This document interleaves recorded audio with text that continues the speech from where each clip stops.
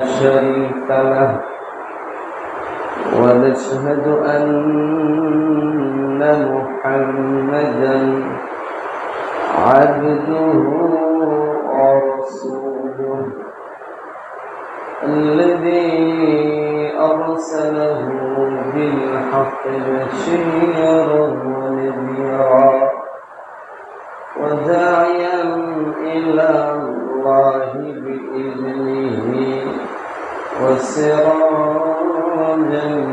منيرا. بعد أعوذ بالله من الشيطان الرجيم. بسم الله الرحمن الرحيم.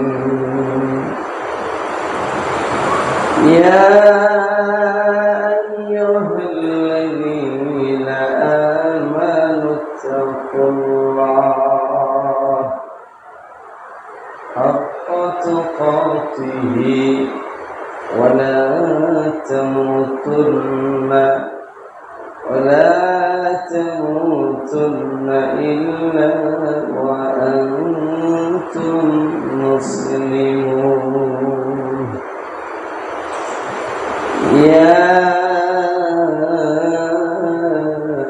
أيها الناس اتقوا ربكم الذي خلقكم من نفس واحدة وخلق منها زوجها وبث منهما رجالا كثيرا ونساء واتقوا الله الذي تساءلون به والأرحام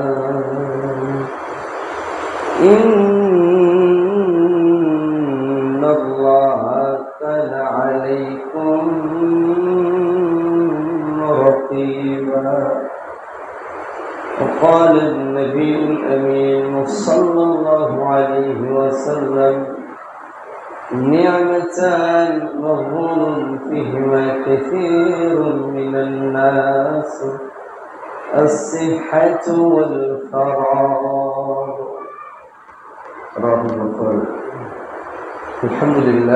আলহামদুলিল্লাহ যাবতীয় প্রশংসা যাবতীয় তারিফ সেই মহিয়ান গরিয়ান সর্বশক্তিমান আল্লাহ সুবহানাহু ওয়া তাআলার জন্য, যিনি গত জুমার নেই আজও জুমার সালাত আদায়ের জন্য কিছু মুসল্লিন কেরামকে উক্ত মসজিদে সমবেত করেছেন। সেই রব্বে কারিমের জন্য সকলে অন্তর থেকে শুকরিয়া আদায় করি। আলহামদুলিল্লাহ। দরুদ তাসলিম বর্ষিত হোক হযরত মুহাম্মদ মুস্তাফা সাল্লাল্লাহু আলাইহি ওয়াসাল্লামের জন্য, যে নবী মুহাম্মদ রাসূলুল্লাহ সাল্লাল্লাহু আলাইহি ওয়াসাল্লাম আমাদের কিয়ামতের দিন, যেদিন হিসাব নিকাশের দিন, যেদিন ফাইসালা দিবস, সেদিন আমাদেরকে সুপারিশ করবেন, আমাদের আমল অনুপাতে আমাদের সুপারিশ করে জান্নাতে নিয়ে যাবেন। এই জগতে মানুষ যতই ক্ষমতাশীল হোক না কেন, কিন্তু মানুষ মৃত্যুবরণ করার পর তার আমল হলো গুরুত্বপূর্ণ জিনিস। যে আমল না থাকলে, যেমন কিছু কিছু আমল রয়েছে যে আমলের কারণে আপনার জন্য সুপারিশ করা হবে না, যেমন তার মধ্যে বিদআত এবং শিরকিয়াত। এই পাপ দুটো জগতের মধ্যে সবচাইতে জঘন্যতম পাপ এবং সুপারিশ থেকে বঞ্চিত হওয়ার পাপ। এই পাপগুলো করলে আপনি বিশ্বনবী মুহাম্মদ রাসূলুল্লাহ সাল্লাল্লাহু আলাইহি ওয়াসাল্লামের আপনার শাফায়াত সুপারিশ পাবেন না মৃত্যুর পরে সেই কিয়ামতের মাঠে। সেই জন্য সেই নবী মুহাম্মদ রাসূলুল্লাহর জন্য আমরা দরুদ পেশ করব, যেই নবী কিয়ামতের দিন আমাদের সুপারিশ করে জান্নাতুল ফিরদাউসে দাখিল করাবেন। সেই নবীর জন্য সংক্ষিপ্ত দরুদ সাল্লাল্লাহু আলাইহি ওয়াসাল্লাম। সম্মানিত মুসলিম কেরাম, আপনাদের সম্মুখে গুরুত্বপূর্ণ কয়েক জুমা আলোচনা করলাম। আশারা মুবাশশারা কি জান্নাত, জান্নাতের 10 জন ব্যক্তি, দুনিয়াতে 10 জন ব্যক্তিকে আল্লাহ সুবহানাহু ওয়া তাআলা সুসংবাদ দিয়েছেন, যেই 10 জন ব্যক্তি দুনিয়া থেকেই জান্নাত বরাদ্দ হয়ে গেছে তাদের জন্য। আমরা চতুর্থ খলিফাতুল মুসলিমিন আলী ইবনে আবি তালেব রাদিয়াল্লাহু আনহুর জীবনী পর্যন্ত আলোচনা করেছি। 4 জন খলিফার জীবনী পর্যন্ত আমরা কথা বলেছি আলহামদুলিল্লাহ। আজকে খুতবায় আমরা সেই আলোচনা করব না, যেহেতু আজকে পরিবেশ, বৃষ্টির পরিবেশ। যদিও এই বিষয় নিয়ে কথা বলার ইচ্ছা পোষণ করেছিলাম, কিন্তু বৃষ্টি আপনার যেভাবে বৃষ্টি হচ্ছে, মুসল্লির আপনার স্বল্পতার কারণে আজকে বিষয়টি চেঞ্জ করে যেই বিষয়ে নতুন বিষয়ে কথা বলতে চাচ্ছি তা হলো আপনার যুব সমাজের অধঃপতন ও তার কারণ। যুব সমাজের, মুসলিম যুব সমাজের অধঃপতন ও তার কারণ নিয়ে বিশ্লেষণযোগ্য অল্প কয়েকটি কথা বলে আজকের জুমার সংক্ষিপ্ত খুতবা শেষ করবে ইনশাআল্লাহ। আমা তাওফিক ইল্লা বিল্লাহ, আলাইহি তাওয়াক্কালতু ওয়া ইলাইহি উনীব। সম্মানিত মুসলিম কেরাম, তার সবার আগে রাসূল সাল্লাল্লাহু আলাইহি ওয়াসাল্লামের গুরুত্বপূর্ণ একটা হাদিস দিয়ে আজকের আলোচনা শুরু করবে ইনশাআল্লাহ। আল্লাহ নবী মুহাম্মদ সাল্লাল্লাহু আলাইহি ওয়াসাল্লাম বলেন, সহিহুল বুখারীর হাদিস, যে এবং কি হাদিসটি সুনানের বিভিন্ন গ্রন্থে পাবেন। আল্লাহ নবী মুহাম্মদ সাল্লাল্লাহু আলাইহি ওয়াসাল্লাম বলছেন, ইগতানিম খামসান ক্বাবলা খামসিন, ইগতানিম খামসান ক্বাবলা খামসিন। 5টি জিনিস আসার আগে 5টি জিনিসকে গনিমত হিসাবে মনে করা এটা একান্ত জরুরি। রাসূলুল্লাহ বলছেন, সেটা কি? এখন আমার 5টা জিনিস আমার কাছে রয়েছে, যেই 5টা জিনিস রয়েছে সেই 5টা জিনিস, আরও 5টা জিনিস যোগ হওয়ার আগে, আরও 5টা জিনিস নতুন করে যোগ হওয়ার আগে যেই 5টা জিনিস রয়েছে সেই 5টা জিনিস গনিমত হিসেবে মনে করতে হবে। কারণ কি গনিমত? সেটা কি? গনিমত মানে যুদ্ধের মধ্যে জয়ের পরে যেই সম্পদ পাওয়া যায় তার নাম গনিমত। যুদ্ধের মধ্যে বিজয়ী হওয়ার পরে যেই সম্পদ পাওয়া যায় সেটাই হলো গনিমতের মাল। আর এই গনিমতের মাল তো সব সময় পাওয়া যায় না, বিশাল বিশাল যুদ্ধ করতে হয়। যুদ্ধের পরে যদি এই আপনার যেই বাহিনী যুদ্ধের পরে জয়লাভ করবে, জয়লাভের পরে অপর পক্ষের যেই সম্পদগুলো আপনার ফেলে রেখে চলে যায় তাকে বলা হয় গনিমতের মাল। আল্লাহ নবী সেটাই বলছেন, যুবক, ওহে যুবক মুসলিম সম্প্রদায়, তোমরা যারা রয়েছে সবাই মনে রাখবা কি 5টা জিনিস এখন আছে। এই 5টা জিনিস থাকার সময়কালে আরও 5টা জিনিস আসার আগে এই 5টা জিনিসকে গনিমত, ওই যুদ্ধের মালের মতো গুরুত্ব দিতে হবে। তার মধ্যে 1 নম্বর রাসূল সাল্লাল্লাহু আলাইহি সাল্লাম বলছেন, শাবাবাকা ক্বাবলা হারামিক। এই হাদিসটি ইতিপূর্বে আমি আলোচনার মধ্যে করেছিলাম। রাসূল সাল্লাল্লাহু আলাইহি সাল্লাম বলছেন, শাবাবাকা ক্বাবলা হারামিক, তোমার যৌবনকাল, যখন যৌবনকাল থাকতে বৃদ্ধ বয়স হওয়ার আগে, এই যে গুরুত্বপূর্ণ একটা সময় আল্লাহ সুবহানাহু ওয়া তাআলা দান করলেন, 60 বছর, 70 বছর, 50 বছর পর্যন্ত একটা সময়, দীর্ঘ সময় আল্লাহ দিলেন। এই দীর্ঘ সময়ের মধ্যে একটা তোমার কুরআনুল কারীম এবং হাদিস অনুপাতে জীবনটা পরিচালনা হতে হবে। রাসূল সাল্লাল্লাহু আলাইহি ওয়াসাল্লাম এটাই বলছেন। এই যে দীর্ঘ সময় আল্লাহ সুবহানাহু ওয়া তাআলা দান করলেন, এই দীর্ঘ সময় দান করার পরে যদি আল্লাহর পথে যদি আমার সময়কে আমি না কাটাই, তাহলে রাসূলুল্লাহ সাল্লাল্লাহু আলাইহি সাল্লাম হাদিসের যেই ভাষা বলেছেন ঠিক সেই ভাষাকে আমি উপেক্ষা করে চলব। আর উপেক্ষা করার পরিণাম সেই কিয়ামতের মাঠে খুবই ভয়ঙ্কর, খুবই ভয়াবহ হবে, সেটাই প্রমাণ বহন করে। সম্মানিত ভাই, যৌবনকালের মূল্য কি দিয়ে দিতে হয়? যৌবনকালের মূল্য দিতে হবে। যৌবনকালের মূল্য বোঝা যায় কিভাবে?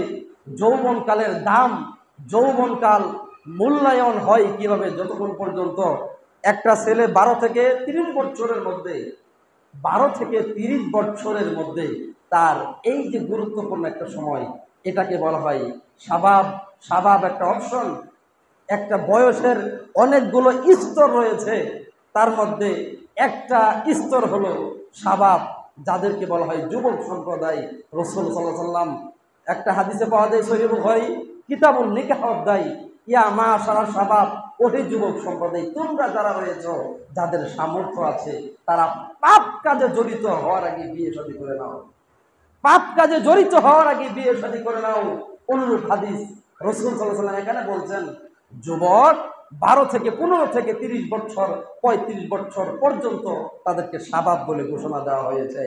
এই বয়সটা কাজে কিভাবে লাগানো দরকার? প্রত্যেক দিন প্রতিনিয়ত 5 ওয়াক্ত সালাতের মাধ্যমে যৌবনকালের হেফাজত করা হয়। যৌবনকালের হেফাজত হবে কি? যৌবনকালের মূল্য কিভাবে বোঝা যাবে? যৌবনকালের মূল্য বোঝা যাবে প্রত্যেক দিন প্রতিনিয়ত কমপক্ষে 1 পৃষ্ঠা পর্যন্ত কোরআন তেলাওয়াতে নিজেকে সঁপে দিতে হবে আল্লাহর জন্য। যৌবনকালের মূল্য তো সেভাবে বোঝা যায়, যতক্ষণ পর্যন্ত আমি আমার এই মূল্যবান জীবন আল্লাহ সুবহানাহু ওয়া তাআলা আমাকে দান করেছেন, এই মূল্যবান জীবনের শুকরিয়া আমি আল্লাহ সুবহানাহু ওয়া তাআলার জন্য করব প্রত্যেক ইবাদতের ক্ষেত্রে। সুবহানাল্লাহ। সম্মানিত ভাই, এই যৌবনের মূল্যায়ন বোঝা যায় ঠিক সেইভাবে আমি হয়তোবা বিভিন্ন লাইনে লেখাপড়া করি, অনার্স মাস্টার্স বিভিন্ন লাইনে হয়তোবা আমার জীবনে লেখাপড়া, কিন্তু এই লেখাপড়ার ফাঁকে ফাঁকে ওই লেখাপড়া নিয়ে আমি ব্যস্ত। আমার 5 ওয়াক্ত সালাতও নাই, আমার আল্লাহ সুবহানাহু ওয়া তাআলা যে শরীয়তের মধ্যে কত কত বিধিবিধান আমাদেরকে দান করেছেন, প্রত্যেকটা বিধিবিধানের কোনো একটা অংশ আমি আল্লাহর জন্য করার সময় পেলাম না। এটা যৌবনকালের অবমূল্যায়ন করা।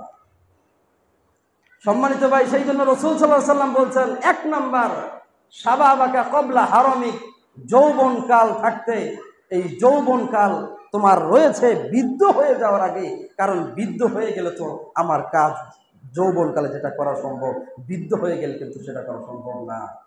রাসূল সাল্লাল্লাহু আলাইহি সাল্লাম এই কথাই বোঝাতে চেয়েছেন। এই হাদিসের প্রেক্ষিতে আল্লাহ সুবহানাহু ওয়া তাআলা কোরআনুল কারীমে একটা আয়াত নাযিল করেছেন। কিয়ামতের দিন আল্লাহ বলবেন যে, আওয়ালাম নুআম্মিরকুম মা ইয়াতাযাক্কারু ফী মান তাযাক্কার ওয়া জাআকুমুন নাযীর।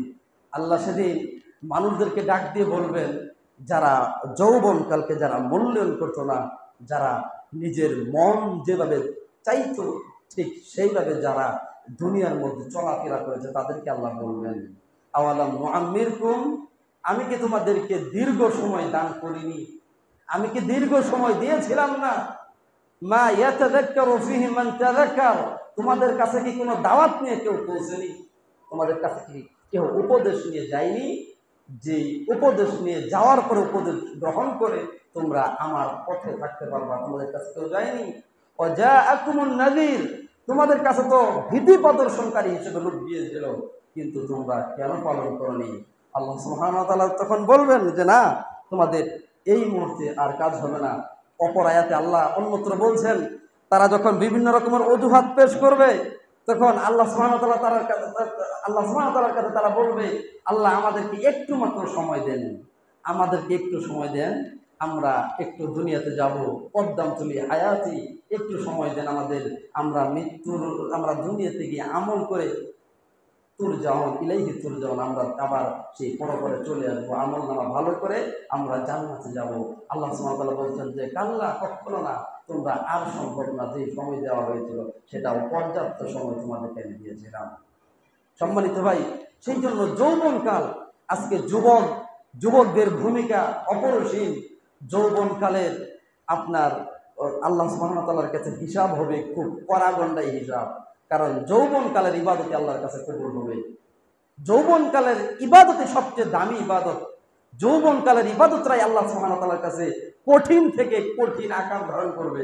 যৌবনকালের আমলই আল্লাহ সুবহানাহু ওয়া তাআলার কাছে সুন্দরভাবে গৃহীত হবে।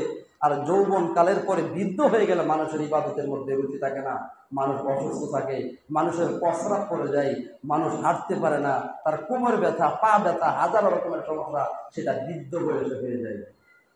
আসুন, রাসূলুল্লাহ সাল্লাল্লাহু আলাইহি ওয়াসাল্লাম দ্বিতীয় কথা বলছেন, ওয়াসিহহাতাকা ক্বাবলা সাকমি, সুস্থ মানুষ আমি, আমার অসুস্থ হয়ে যাওয়ার আগে।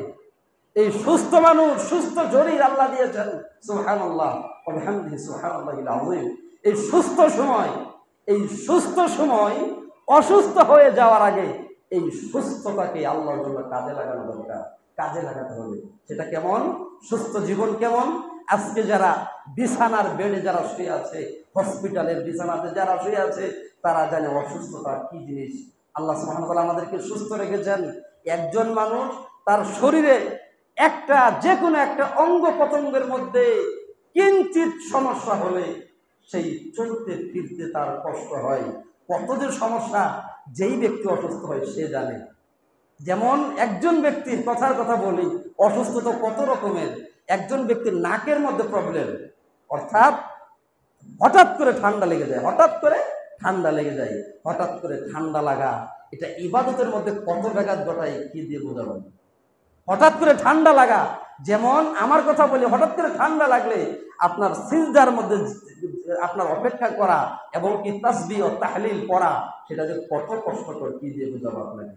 সেই জন্য বলি, রাসূলুল্লাহ সাল্লাল্লাহু আলাইহি ওয়াসাল্লামের যে কথা, যুবক তোমার শরীর এখন সুস্থ, সাকামিক সিহহাতাকা ক্বাবলা সাকামিক, তোমার শরীর অসুস্থ দিয়ে ভরে যাওয়ার আগে এই গুরুত্বপূর্ণ নিয়ামতকে তুমি আল্লাহর জন্য কাজে লাগাও। 3 নম্বর, বিশ্বনবী মুহাম্মদুর রাসূলুল্লাহ বলছেন, ও গিনাকা ক্বাবলা ফারাগিক, তুমি তোমার এখন অর্থ সম্পদ দিয়ে 2 হাত আল্লাহ ভরে দিয়েছেন। এই অর্থ সম্পদ শেষ হওয়ার আগে, অর্থ সম্পদকে আল্লাহর রাস্তায় ব্যয় করা দরকার। 4 নম্বর, বিশ্বনবী বলছেন, ও ফারাগা ক্বাবলা শুগুলি, তোমার এখন অবসর সময়ের অভাব নেই। এখন রাস্তাঘাটে বসে থাকেন, এখন দোকানপাটে বসে আড্ডা পিটিয়ে গল্প গুজব করে মানুষের হাজারো বদনাম করি। আপনার অবসর সময় থাকলে কোরআন তিলাওয়াত, আর অবসর সময় থাকলে কোরআন তিলাওয়াত না করলেও বাসায় বসে থাকেন, জিকির আজকার করেন, তারপরও দোকানপাটে বসে মানুষের নামে আলাপ না করে বাসায় বসে থাকা একান্ত জরুরি। রাসূলুল্লাহ এটা বলছেন কি? বলে 2 হাত ব্যস্ত হয়ে যাওয়া লাগে। কারণ মানুষের জীবন কোন সময় ব্যস্ত হয়ে যায় কে জানে। কারণ এখন আমার সময় আছে, পর্যাপ্ত সময়, এই সময়টাকে আমি আল্লাহর জন্য কাজে লাগানো দরকার। বিশ্বনবী মুহাম্মদুর রাসূলুল্লাহ সাল্লাল্লাহু আলাইহি ওয়াসাল্লাম একথা বলছেন। 5 নম্বর, ও হায়াতাকা ক্বাবলা লিমাউতিক, তোমার মূল্যবান জীবনকে, ও হায়াতাকা ক্বাবলা লিমাউতিক, তোমার মূল্যবান জীবন, এত সুন্দর জীবন আল্লাহ সুবহানাহু ওয়া তাআলা দান করেছেন। মৃত্যু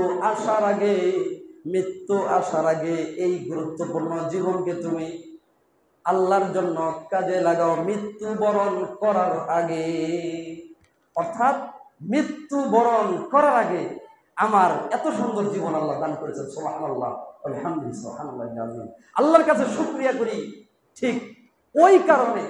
ঠিক ওই সমস্ত কারণে মহান রব্বিল ইজ্জাত আল্লাহ সুবহানাহু ওয়া তাআলার জন্য শুকরিয়া করব। কেননা যেই মালিক আপনার ছোট বয়স থেকে এখনো পর্যন্ত ইসলামের উপরে রেখেছেন, সেই জন্য সুবহানাল্লাহ, আলহামদুলিল্লাহ, আল্লাহু আকবার।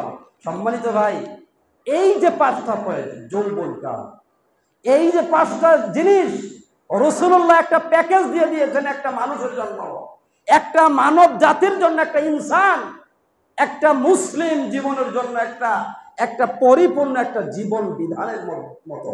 এই জিনিসটা, এই হাদিসটা যদি কেউ ফলো করে, এই হাদিসটা ফলো করলে ব্যক্তির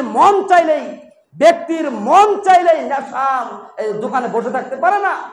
এই হাদিসটা কেউ ফলো করলে ব্যক্তির জীবনে যত রকমের খারাপতা আছে, সমস্ত খারাপতা ছেড়ে দিয়ে আল্লাহর পথে অবশ্যই অটল থাকার জন্য বিশাল বড় একটা হাদিস, গুরুত্বপূর্ণ একটা অবসর, গুরুত্বপূর্ণ একটা কথা। সম্মানিত ভাই, এটা রাসূল সাল্লাল্লাহু আলাইহি ওয়াসাল্লাম এই হাদিসটাকে কি বলেছেন তার একটু সারমর্ম আমি আপনাদেরকে শোনালাম। এখন আসুন, যৌবনকালের মূল্য বিশ্বনবী মুহাম্মদুর রাসূলুল্লাহ কিয়ামতের দিন কি দিবেন। আসেন, সহিহ বুখারী কিতাবুল বুয়ু, ব্যবসা সংক্রান্ত অধ্যায়, আল্লাহ নবী মুহাম্মদ সাল্লাল্লাহু আলাইহি ওয়াসাল্লাম বলছেন, সাবআতুন ইযিল্লুহুমুল্লাহ ফি যিল্লিহি ইয়াওমাল কিয়ামা।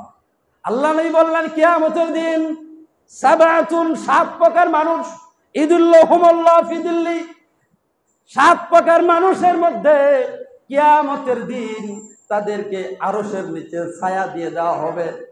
সেদিন আরশের নিচে ছায়া দেওয়া হবে, যেদিন আরশের নিচে ছায়া ছাড়া আর কোনো ছায়া সেদিন থাকবে না। প্রত্যেকটা মানুষ দৌড়াতে থাকবে, আমার একটা আমল দরকার, আমার একটা আমল দরকার। তার পিতা মাতা, ভাই বোন, আত্মীয় স্বজন সবাই পাপিষ্ঠরা বলবে কি জানেন? আল্লাহ যখন জিজ্ঞেস করবেন যে তুমি কি এই কাজটা করেছো, আল্লাহ বলবেন তুমি কি এই কাজটা করেছো নাকি?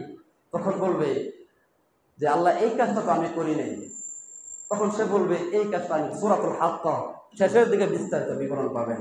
সেদিন জিজ্ঞেস করা হবে, আদম সন্তান এই কাজটা তুমি করেছো নাকি? আদম সন্তান বলবে আল্লাহ আমি কখনো করি না এই কাজটা। তখন বলবে না তুমি করেছো, এই যে তোমার আমল নামা, এই যে তোমার ভলিউম, এই যে তোমার কুরআসা, এই যে তোমার খাতা দেখো।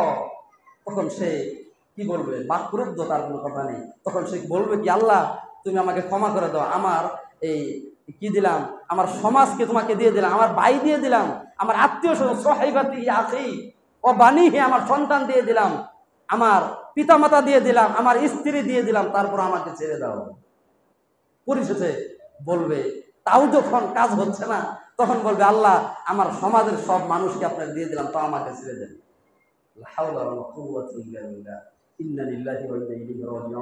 সম্মানিত মুসলিম দর্শক শ্রোতা, আজকে এই কথা আল্লাহ সুবহানাহু ওয়া তাআলা এটা বলছেন।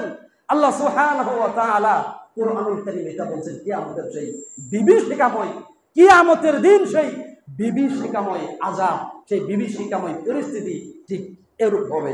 আপনাকে কি দিয়ে বুঝাবো আমি? সেদিন আল্লাহ বলবেন, সেই কিয়ামতের দিন 7 প্রকার মানুষ, এই পরিস্থিতির মধ্যে 7 প্রকার মানুষকে আল্লাহ আরশের নিচে ছায়া দিবেন, যেদিন কোনো ছায়া থাকবে না। 1 নাম্বার ইমামুন আদিলুন, 1 নাম্বার হলো ন্যায়পরায়ণ শাসক হতে হবে। 1 নাম্বার ন্যায়পরায়ণ যারা, ন্যায়পরায়ণতা যারা, ন্যায়পরায়ণ যারা, তাদেরকে আল্লাহ সুবহানাহু ওয়া তাআলা কিয়ামতের দিন সেই আরশের নিচে ছায়া দান করবেন। ন্যায়পরায়ণকে জানেন? ন্যায়পরায়ণ এই গোটা বিশ্বজগতের, এই বাংলাদেশের শাসক যিনি, শুধু উনাকেই বোঝানো হয়নি ন্যায়পরায়ণতা। ন্যায়পরায়ণতার ক্ষেত্র অনেক অভাব নেই। ন্যায়পরায়ণ যেমন বাংলাদেশের একজন সরকার বাংলাদেশকে পরিচালনা এদারার দায়িত্ব নিয়েছে, পরিচালনার দায়িত্ব নিয়েছে। আলহামদুলিল্লাহ, এই বাংলাদেশ সুন্দরভাবে পরিচালনা যদি কোনো ব্যক্তি, কোনো সরকার, কোনো শাসক যদি করে থাকে, অবশ্যই সে আরশের নিচে ছায়া পাবে না?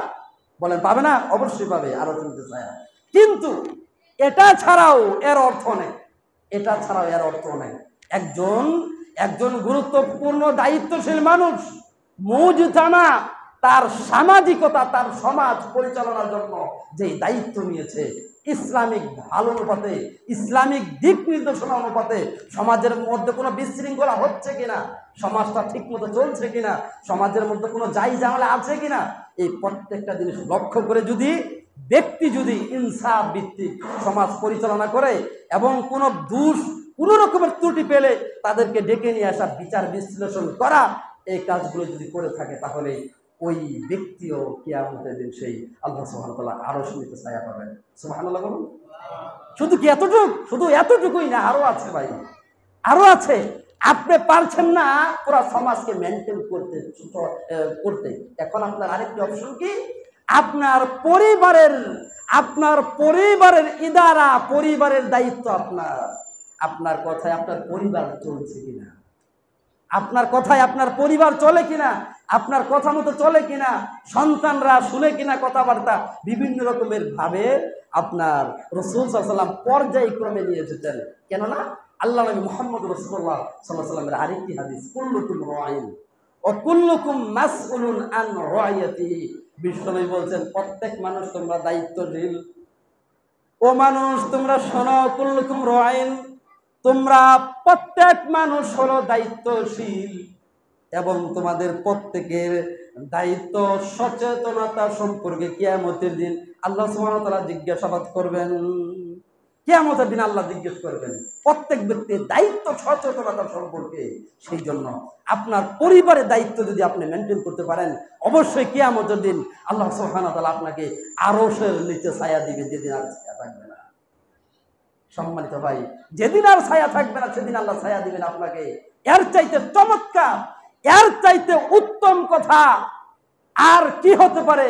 আল্লাহ নবী বলছেন, তুমি তোমার পরিবারের দায়িত্ব বুঝে নাও, তোমাকে কিয়ামতের দিন সেই আরশের নিচে ছায়া দিব, যেদিন কোনো ছায়া থাকবে না। সুবহানাল্লাহ। সম্মানিত ভাই, আসুন রাসূল সাল্লাল্লাহু আলাইহি সাল্লাম আর কি বলছেন। আল্লাহ নবী সাল্লাল্লাহু আলাইহি সাল্লাম দ্বিতীয় বলছেন, শাবুন নাশা ফি ইবাদাতিল্লাহ, ওই ব্যক্তি আরশের নিচে ছায়া পাবে যেই ব্যক্তি শাবুন নাশা, যার জীবন গঠিত হয়েছে ফি ইবাদাতিল্লাহ, আল্লাহ সুবহানাহু ওয়া তাআলার ইবাদত করতে করতে। কেমন? যেই যুবকের জীবন গঠিত হয়েছে, যেই সন্তান, যেই মুসলিম পরিবার, যেই ছেলে মেয়ের জীবন গঠিত হয়েছে কি ইবাদাতিল্লাহ, আল্লাহ সুবহানাহু ওয়া তাআলার ভয়ে, যার যৌবন কাল, যার সময় হওয়ার সাথে সাথে 10 বছর বয়স থেকে যেই ছেলে মেয়ে তার পরিবার শাসনের কারণে তার সন্তান, তার ছেলে মেয়ে আল্লাহ সুবহানাহু ওয়া তাআলাকে ভয় করতে শিখেছে, যার জীবন, যার সন্তান, ছেলে মেয়ে আল্লাহ সুবহানাহু ওয়া তাআলার ইবাদতের জন্য ব্যস্ত থাকে, প্রত্যেকটা অপশনে, প্রত্যেকটা জায়গায় জায়গায় চিন্তা চেতনা রমজানুল ফরজ সিয়ামে এই কথা বলে না যে ফজরের ডাক দিবে, সিয়াম রাখবে, এই কথা বলে দেয় না যে আমার সন্তান কোচিং করে সকালবেলায় তাকে কোচিংয়ে যেতে হবে, তার স্বাস্থ্য নষ্ট হয়ে যাবে। এই কথা বলায় কি আপনার সেই আরশের নিচে ছায়া সম্ভব? বলেন, সম্ভব? সম্ভব না। এই কথা বলে সম্ভব না আরশের নিচে ছায়া। যেই সন্তান, যেই বাবা বলে মেয়ে বা ছেলে প্রাইভেট আছে, কোচিং আছে, অমুক জায়গায় যেতে হবে, তমুক জায়গায় যেতে হবে, রমজানের সিয়াম দরকার নেই, এই পিতামাতা নিজে তো জাহান্নামে যাবেই যাবে। কোন সময়? বাবা মায়ের বুকে পাড়া দিয়ে জাহান্নামে যাবে এবং পরিশেষে তাদেরকেও যেতে হবে। চূড়ান্ত সত্য কথা কোরআনুল কারীমে মহান রব স্পষ্ট বিবরণ নিয়ে এসেছেন। সম্মানিত ভাই, যাই হোক, যেটা বলছিলাম, শাবুন নাশা ফি ইবাদাতিল্লাহ, আপনার জীবন, আপনার সন্তানকে সিয়াম ত্যাগ করা যাবে না। 10 বছর বয়স থেকে তাকে, আরো আগে থেকে তাকে আপনার ট্রেনিং দিতে হবে। 10 বছর থেকে বাস্তবায়ন শুরু হবে তার জীবনে, তার জীবনের বাস্তবায়ন শুরু হবে। সিয়াম একটা গুরুত্বপূর্ণ ইবাদত, এই সিয়াম একটা গুরুত্বপূর্ণ ইবাদত। এই ইবাদত ছেড়ে দিলে হবে নাকি? সিয়াম একটা গুরুত্বপূর্ণ ইবাদত। সম্মানিত ভাই, শুধু সিয়াম না, সিয়ামের মতো অসংখ্য বিধিবিধান ইসলাম ধর্মে আছে। আপনার সন্তানকে উত্তম আচরণ শেখাতে হবে। আপনার সন্তান, আপনি সমাজের মধ্যে গণ্যমান্য ব্যক্তি, আপনার অহংকারের কারণে সন্তান অহংকারে টিকতে পারে না। আপনার অহংকারটা এত পরিমাণ, এত বড় হয়েছে যে আপনার অহংকারের কারণে আপনার সন্তান সমাজের মধ্যে অহংকার করে চলে। মুরব্বী মানুষ সামাজিকতা জিনিসটা বুঝে না। একজন মুরব্বী মানুষ রাস্তা দিয়ে যাচ্ছে, তাকে দেখলে সালাম, আসসালামু আলাইকুম ওয়া রাহমাতুল্লাহি ওয়া বারাকাতুহু, সুন্দর করে সালাম দিতে হবে। এটা ইসলামী শরিয়া। এতটুকুই না, সালামের পরে তারপর কত রকমের আদব আল আখলাক, কত জিনিস ইসলামে আছে। থাকার পরে আপনার সন্তানকে বাড়ি থেকে বাহির হওয়ার দোয়া, বাড়িতে ঢোকার দোয়া, খাবারের শুরুতে দোয়া, এবং কি বাথরুমে প্রবেশের দোয়া, বাথরুম থেকে বাহির হতে গেলে কি দোয়া করতে হয়, এক গ্লাস পানি পান করতে গেলে কি সুন্নাত, এবং রাস্তার সময় যখন গাড়িতে আরোহণ করবে সেই গাড়িতে ওঠার মধ্যে কি দোয়া করতে হয়। আর গাড়ি থেকে আরোহণের সময় রাসূলুল্লাহ বলছে, আপনি জানেন না? আমি বলেছিলাম, আল্লাহ নবী বলছেন, কোন ব্যক্তি যদি সুবহানাল্লাযী সাখখার লানা হাযা সুবহানাল্লাযী সাখখার লানা হাযা মা লাইসা সুবহানাল্লাযী সাখখার লানা, যাই হোক এটা স্মরণ নাই, বলে গেছি আমি, এরকমই সুবহানাল্লাযী সাখখার লানা হাযা মা, যাই হোক স্মরণ আসতেছে না আমার, এই দোয়াটা, ওয়া ইন্না ইলা রাব্বিনা লামুনকালিবুন, দোয়াটা এটা আপনার গুরুত্বপূর্ণ একটা দোয়া, আবু দাউদে পাবেন। আল্লাহ নবী বলছেন, এই যে কোনো ব্যক্তি যদি যানবাহনে ওঠার সময় এই দোয়াটা পড়ে, আল্লাহ তুমি এই যে গাড়ির মধ্যে আমি উঠলাম, এই যে রিক্সা, এই যে অটো, এই যে বিশাল বিশাল গাড়ির মধ্যে আমি উঠলাম, বাসের মধ্যে উঠলাম, এই যে আল্লাহ এই দোয়াটা যে আমি পড়লাম, এই গাড়িটা আমাদের জন্য বশীভূত করে দাও, এই গাড়িটা আমাদের জন্য একদম আমাদের জন্যই তুমি করে দাও, যেন ওয়া ইন্না ইলা রাব্বিনা লামুনকালিবুন, আল্লাহ যেন আমাদের কোনো ক্ষতি না হয়, যেন আমরা গন্তব্যে সুন্দরভাবে পৌঁছে যেতে পারি। এই যে দোয়াটা এই গাড়ি থেকে নামার পরে, গাড়ি থেকে যখন নামবে তখন কি দোয়া, তখন আলহামদুলিল্লাহ আল্লাহ যথাযথভাবে সুন্দর জায়গায় আমাদেরকে নিয়ে এসে তৌফিক দিয়েছেন। এই যে উপস্থাপনা, এই যে জায়গা বেঁধে দোয়া, বিভিন্ন রকমের কত রকমের দোয়া, কত কত জায়গায় ইসলামী শরীয়তের বিধান, এই কাজগুলো যখন করবে তখন আপনার সন্তান ইসলামের উপরে গড়ে উঠবে। সুবহানাল্লাহ, সুবহানাল্লাহ বললেন না? এই তো গুরুত্বপূর্ণ, এগুলো তো কিস্তা বললাম না, গুরুত্বপূর্ণ অপশন দেখিয়ে দিলাম আপনাকে। এগুলো হলো শরীয়তের বিভিন্ন বিধি বিধান। এগুলো যদি আপনার সন্তান তার ইবাদতের জীবনে, তার দৈনন্দিন জীবনে গ্রহণ করে নেয়, ইনশাআল্লাহ আমি বলতে পারি আপনার সন্তান ইসলামিক জীবনযাপনে বড় হবে। আর ইসলামিক জীবনযাপনে বড় হলে কি হবে? ইসলামিক জীবনযাপনে বড় হলে কি হবে? ইসলামিক জীবনযাপনে বড় হলে লাভ কি? ইসলামিক জীবনযাপনে বড় হলে লাভ হলো সেই আরশে আজিমের নিচে ছায়া প্রধান, এবং কি শুধু আপনি না, আপনার সন্তান এবং আপনার সন্তানের প্রতি গার্ড দেওয়ার কারণে, সন্তানের প্রতি সুন্দর দিক নির্দেশনা দেওয়ার কারণে পিতা মাতা সহ সে আরশের নিচে আল্লাহ সুবহানাহু ওয়া তাআলা ছায়া দান করবেন। যাই হোক, দ্বিতীয় প্রকার সাব্বুন নাসাতি ইবাদাতিল্লাহ, রাসূলুল্লাহ সাল্লাল্লাহু আলাইহি ওয়াসাল্লাম আরো বলছেন যে উল্লেখযোগ্য তৃতীয় প্রকার লোক হলো রাজুলুন কলবুহু মুআল্লাকুন ফিল মাসাজিদ। আল্লাহ নবী মুহাম্মদ সাল্লাল্লাহু আলাইহি ওয়াসাল্লাম বলছেন যে তৃতীয় ওই ব্যক্তি সেই আরশের নিচে ছায়া পাবে। বারান্দাতে যারা আছেন তারা একটু ভিতরে চেপে বসেন, যেহেতু আজকে বৃষ্টি, সব বাহিরে ভিজা আছে, একটু আপনারা চেপে বসেন, ভিতরে আসেন, একটু অন্যদেরকে বসার সুযোগ করে দেন। যাই হোক, তৃতীয় আল্লাহ নবী মুহাম্মদ সাল্লাল্লাহু আলাইহি ওয়াসাল্লাম বলছেন রাজুলুন কলবুহু মুআল্লাকুন ফিল মাসাজিদ। ওই ব্যক্তি কিয়ামতের দিন আল্লাহ সুবহানাহু ওয়া তাআলা আরশের নিচে ছায়া পাবে। যেই যুবক আসরের জোহরের নামাজের পরে বাসায় যাওয়ার পরে আসরের সালাতের জন্য যেই যুবকটা প্রস্তুতি গ্রহণ করে, আল্লাহ নবী মুহাম্মদ সাল্লাল্লাহু আলাইহি ওয়াসাল্লাম বলছেন ওই যুবক কিয়ামতের দিন আরশের নিচে ছায়া পাবে। কিয়ামতের দিন আরশের নিচে ছায়া, এই বিষয়টা কেমন? ও রাজুলুন কলবুহু মুআল্লাক, মুআল্লাক মানে ঝুলন্ত থাকা, বিল মাসাজিদ মানে মসজিদের ধারা, মসজিদের সাথে। ওই যুবক সম্প্রদায়, ওই মানুষ, ওই মুসলিম যুবক ইনসান, যুবতী, যেই যুবক যুবতী বাসায় জোহরের সালাত আদায়ের পরে আসরের সালাতের সময়, কোন সময়, এই সময়টা যারা অপেক্ষা করে, তার মানে বিষয়টা কেমন ঝুলন্ত থাকে, তার যে জোহরের নামাজ পড়ে গেছে, আসরের সালাত কোন সময়, বাসায় যাওয়ার পর থেকে মানে টেনশন, চিন্তা যে আমার আসরের সালাতে আসতে হবে মসজিদে। এই চিন্তা চেতনা যার, রাসূলুল্লাহ সাল্লাল্লাহু আলাইহি ওয়াসাল্লাম বলছেন ওই যুবক জান্নাতে যাবে, ওই যুবক সেই আরশে আজিমের ছায়া পাবে। সুবহানাল্লাহি ওয়া বিহামদিহি সুবহানাল্লাহিল আযীম। সম্মানিত ভাই, আপনাকে বলতে চাই, মুসলিম যুবকদের অধঃপতনের কারণ, মুসলিম যুবকদের অধঃপতনের কারণের মধ্যে সবচাইতে আমি প্রধান যে কারণটা বলবো তা হলো যে ইসলামী জ্ঞান না থাকার কারণ। মুসলিম যুবকের অধঃপতনের কারণ ইসলামিক জ্ঞান না থাকা। আজকে মাস্টার্স পাস করার পরে বিভিন্ন রকমের ডিগ্রি আপনার আছে, কিন্তু ইসলামিক জ্ঞান নাই। ইসলামিক জ্ঞান না থাকার কারণে আপনার দ্বারা সমাজের মধ্যে অসম্ভব সবচাইতে ঘৃণিত কাজটা হয়ে গেল। সেটা কি? একটা মাত্র উদাহরণ পেশ করে দিতে চাচ্ছি, একটা মাত্র দৃষ্টান্ত আপনাদের সামনে আমি বলতে চাচ্ছি। গত কয়েকদিন আগে ঢাকা বিশ্ববিদ্যালয়ের সেই ঘটনা, তোফাজ্জল হোসেন হত্যা, আপনারা হয়তোবা ঘটনা জানেন।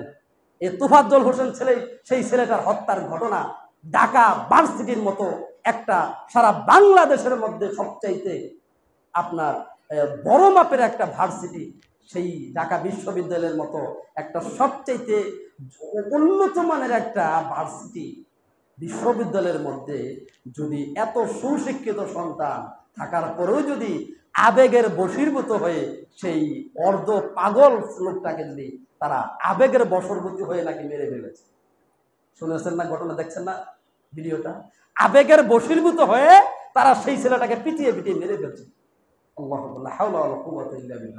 এই শিক্ষা কেন, এই ঘটনাটা কেন বললাম আপনাদেরকে জানেন? এই ঘটনা বলার লক্ষ্য হলো এটাই যে যুবকদের অধঃপতন একটা মাত্র কারণ সবার আগে, তা হলো ইসলামিক নলেজ ইসলামিক জ্ঞান না থাকা। একজন মানুষ আপনার চুর হলেও তো সাধারণভাবে আপনার অঞ্চলের মানুষ তো মেরে ফেলে না। আপনারা, আমি স্বাভাবিকভাবে বলি, আপনারা ধরেন নিরক্ষর মানুষ, কোনো শিক্ষা দিকে আপনাদের নাই, তারপরে তো মেরে ফেলবেন না, এটা কি কোনো জায়গায় আছে? কিন্তু ওরা কত মাপের শিক্ষিত, কি মাপের শিক্ষিত আমি বলতে চাই না, কি মাপের শিক্ষিত ওরা ওদের ওই অনার্স পাস, ওদের এই মাস্টার্স ডিগ্রি অর্জন করে লাভটা কি? একটা সন্তানকে তারা মেরে ফেলেছে। একটা ইসলামের হুকুম কি জানেন? ইসলামী হুকুম, ইসলামী শাসন ব্যবস্থা কি? আল কিসাসু বিল কিসাস, আল কতলা বিল কতলা, হত্যার বদলে হত্যা, এটা কিসাস, এটা ইসলামী শরিয়া। কিন্তু আজকে তারা ঘটনা ঘটিয়েছে। ইসলাম তো সমর্থনযোগ্য না, ইসলাম এই কথা বলতে চায় না। একজন মানুষ চুর হতেই পারে, একজন মানুষ হাজার হাজার সমস্যা তার আছে, কিন্তু তার বিচার বিশ্লেষণের পথ রয়েছে। তাকে হত্যা করে দুনিয়া থেকে এই বিদায় করে দেওয়া তোমার জন্য উচিত হয় না। সেই জন্য বিশ্বনবী মুহাম্মদ রাসূলুল্লাহ বলছেন যে মান সালাকা তরিকান ইয়ালতামিসু ফিহি ইলমান সাহালাল্লাহু বিহি তরিকান ইলাল জান্নাহ। একজন ইলমুদ্দিন তালিবে ইলম, যেই তালিবে ইলম কুরআনুল কারীম এবং হাদিস শিক্ষা গ্রহণ করার পরে রাস্তা দিয়ে হেঁটে গেলে তার পায়ের নিচে ফেরেশতারা পর বিছিয়ে দেয়। সুবহানাল্লাহ বলুন। আপনার মধ্যে তাদের ওই মাস্টার্স ডিগ্রির মধ্যে পার্থক্য এতটুকু, শুধু কি এতটুকু? আরো আছে। আল্লাহ সুবহানাহু ওয়া তাআলা বলছেন ইন্নামা ইয়াখশাল্লাহা মিন ইবাদিহিল উলামা। আলেমরাই আমি আল্লাহ সুবহানাহু ওয়া তাআলাকে ভয় করে চলে। সুবহানাল্লাহ বলুন।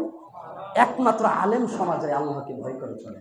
ওই ডিগ্রি অর্জন করলে হবে না, কিন্তু কোরআন হাদিস আপনিও পড়তে পারেন। আপনি আলেম না হলেন, আপনি কোরআন হাদিস অধ্যয়ন করার পর পাশাপাশি আপনি একজন আল্লাহর তালেবে এলেম, অর্থাৎ কোরআন হাদিস শিক্ষিত একটা যুবক। আপনার পায়ের নিচে আল্লাহ পর বিছিয়ে দিবে যদি আপনি কোরআন এবং হাদিস অধ্যয়ন করে চলেন।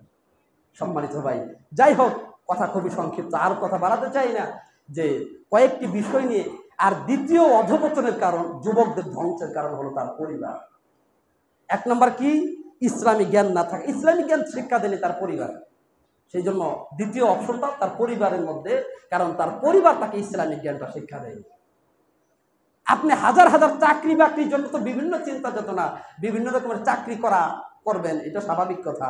ছেলে মেয়েকে উন্নত জীবন ব্যবস্থা দেবেন, এটা স্বাভাবিক, এটার ব্যাপারে কোনো কথা নেই। কিন্তু যত রকমের এই চাকরি বাকরি, যত চিন্তা চেতনাই করেন না কেন, কিন্তু মৃত্যুর পরে সেই ইহকালীন দুনিয়াতে যদিও সুখ তোমার হতেই পারে, কিন্তু পরকালীন জীবন ব্যবস্থা তোমার জন্য খুবই ভয়াবহ।